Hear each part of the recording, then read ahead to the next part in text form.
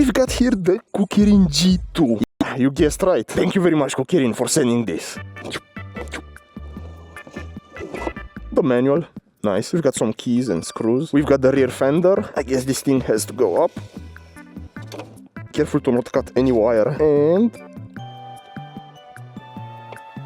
that's it. This scooter is also really easy to carry around. It only has around 20 kilos, so that's great. Oh. We've got a 2 amps charger. That's really cool. It has a 48 volt 15 amps battery. Let's turn this thing on. Okay. Boom. It is on. We are already in race mode. Let's see what's the top speed. Ooh, 56 kilometers an hour. Not bad, not bad. It has this really cool thing in the back. I don't know how to wheel it, but...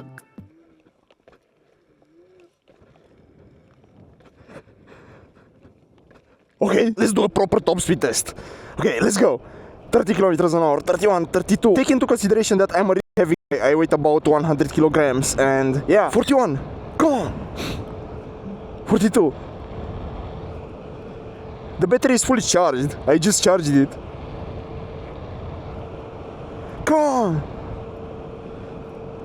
42, 43. I also have the wheels at 5 psi.